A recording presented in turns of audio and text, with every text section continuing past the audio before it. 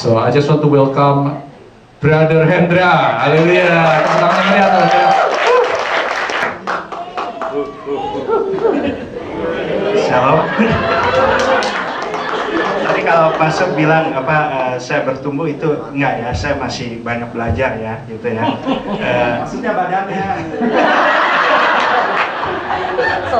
Ya, saya cuma mau bersaksi untuk kebaikan Tuhan. Tapi sebelum saya bersaksi, saya mohon maaf kalau ada kata-kata yang tidak enak didengar dari saya. Terus juga, by the way, ini personal ya antara saya sama Tuhan gitu ya. Jadi saya hanya mau membagikan berkat aja gitu. Sebenarnya udah lama saya mau bersaksi seperti Pastor bilang, tapi ya antara kejadian-kejadian yang dimana tidak memungkinkan, dan saya masih bilang sama Pastor waktu itu, saya yakin Pastor Tuhan tuh mau berbuat sesuatu terhadap saya gitu, tapi saya masih menunggu gitu.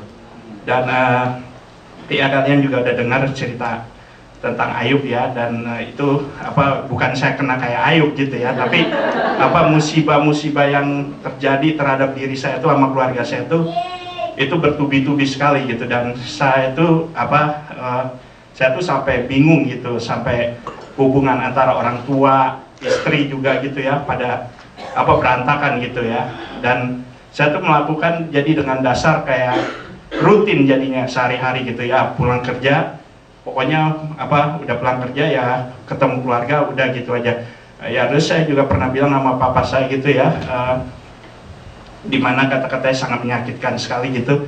Saya bilang ke papa saya nggak sayang sama papa saya gitu. Saya hanya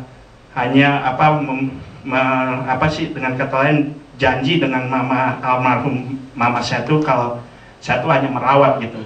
Jadi dengan kata lain, pokoknya saya pernah mengatakan kata-kata yang dimana terserah mau mati kayak mau enggak, terserah kamu begitu. Pokoknya yang jelas saya sebagai anak melakukan perintah mama saya, almarhum mama saya, untuk menjaga kamu gitu ya. Dan itu waktu itu saya tuh udah sangat kesel karena Tuhan itu memberikan percobaan yang lebih berat sekali daripada apa yang saya pikirkan gitu. Dan saya tuh ya, saya nggak begitu panjang banget soalnya kalau cerita saya bisa sampai jam 3 sore nanti gitu.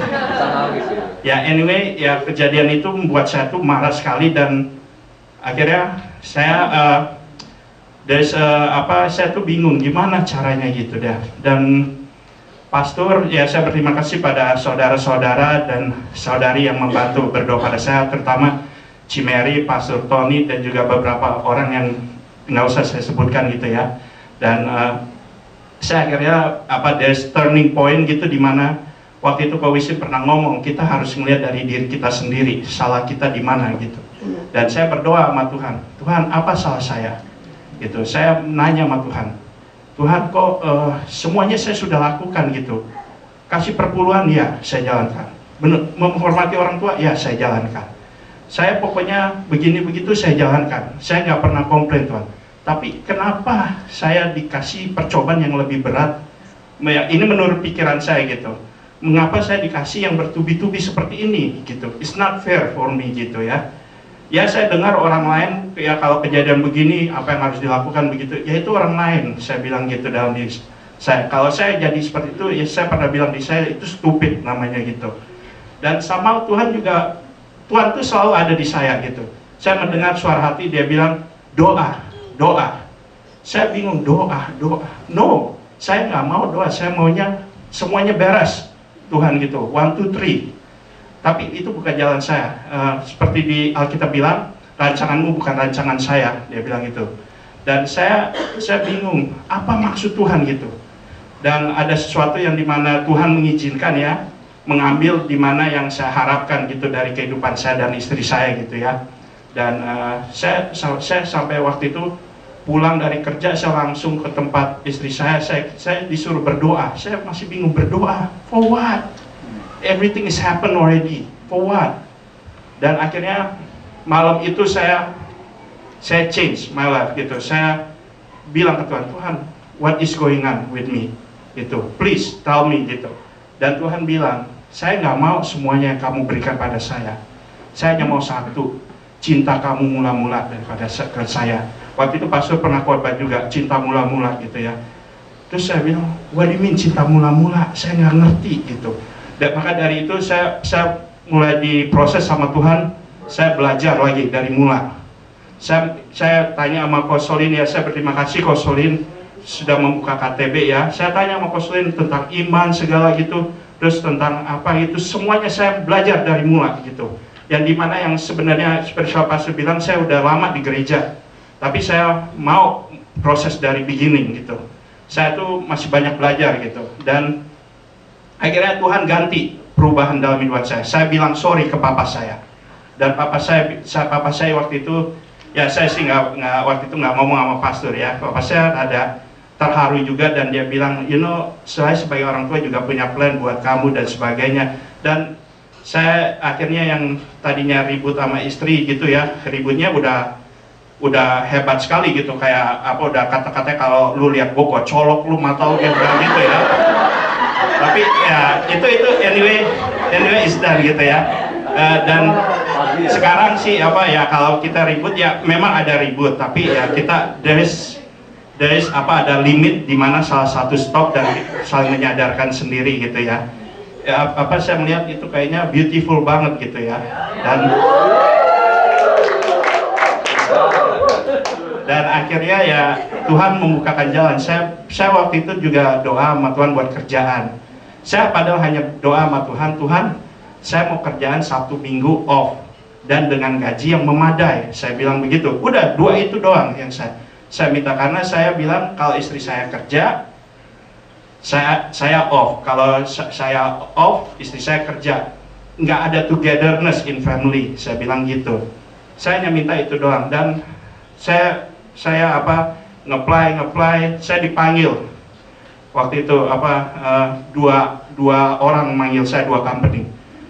Yang pertama begini, saya bilang oke. Terus dia bilang oke, you done, dia bilang gitu. Saya padahal mengharapkan juga yang pertama ya, tapi terus yang kedua manggil, yang kedua oke, tapi Sabtu katanya harus kerja, cuman sampai jam 1 ya. Saya bilang ya Tuhan, kalau emang diizinkan ya bolehlah juga yang ini gitu ya.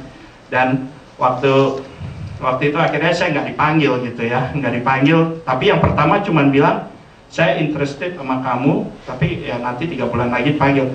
Padahal saya belum di interview kayak orang interview gitu ya. Tapi saya bilang sama Tuhan, kalau emang semua yang kau lakukan ya semua engkau yang berbuat. Begitu ketemu direkturnya cuma ngomong, I like you, okay, so I'll see you in 3 months. Saya bilang begitu. Terus oke, saya sampai manajernya padahal udah ngomong sama saya at least 5 minutes gitu. Oke, dan gitu. Terus yang kedua apa juga di interview lama juga, yang kedua sih setengah jam. Saya padahal udah yes pasti saya dapat yang ini, akhirnya nggak dapat gitu. Ya saya bersaksi gini ya, Kosolin mengajarkan saya juga waktu itu, ini lama sekali waktu kita di rumah tangga Kimiadi, kalau memang sesuatu yang tidak dapat kita juga harus bersaksi gitu ya. Emang jalan Tuhan gitu, jalan Tuhan sangat indah gitu ya. Akhirnya saya 3 bulan saya tanya sama Kosolin email gimana jalannya buat interview gitu ya. Soalnya saya nggak pernah kayak begini kan gitu. Biasa kalau di interview langsung diterima gitu. Ini bukannya sombong saudara ya, bukannya sombong. Saya hanya mau mengatakan ini aja apa yang kebenarannya gitu. Dan akhirnya mereka manggil saya dari jam 9 sampai jam 3 saya di interview.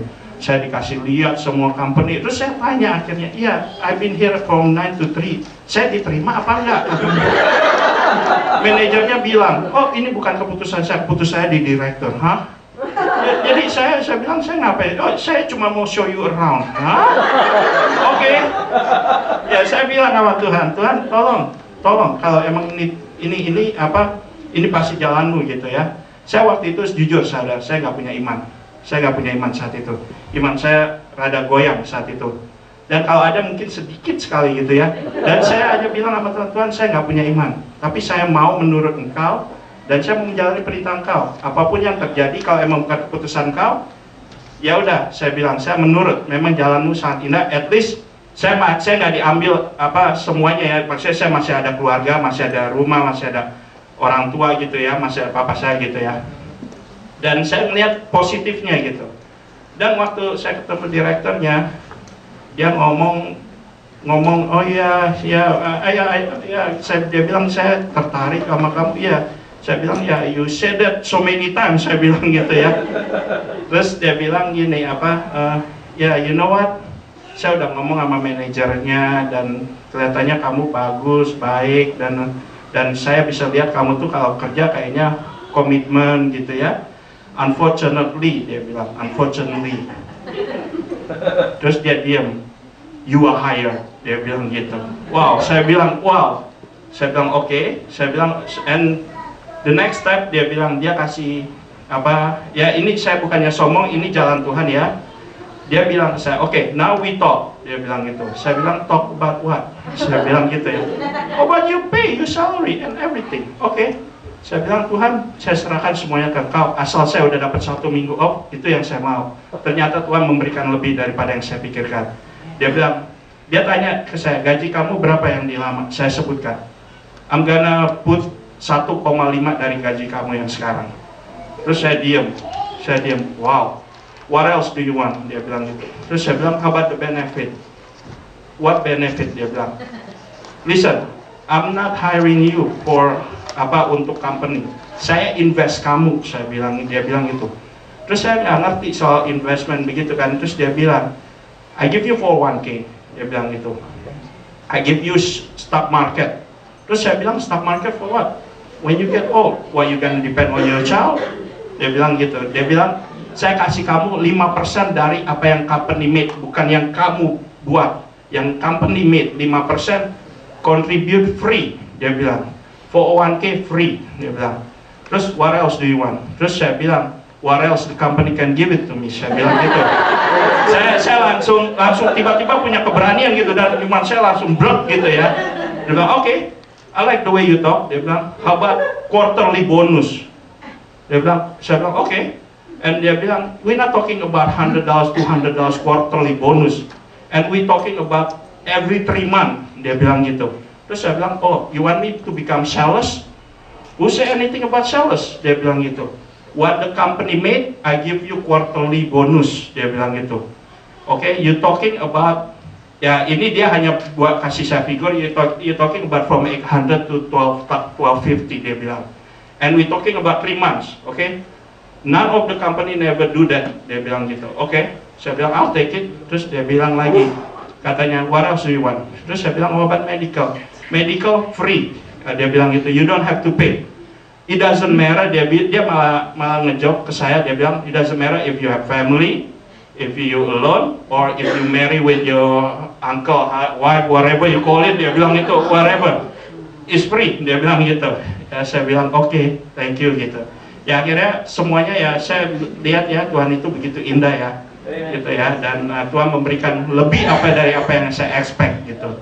Ya saya rasa itu aja ya, terima kasih. Tepuk tangan yang meriah, Pak Hendra. By the way, last Sunday was their anniversary. Ya undang-undang tapi nggak bilang kalau anniversary ya saya nggak tahu jadi nggak datang gitu. It was like the 5th anniversary, 6, yang keberapa? Ke-6 ya. Tepuk tangan untuk mereka anniversary yang ke-6.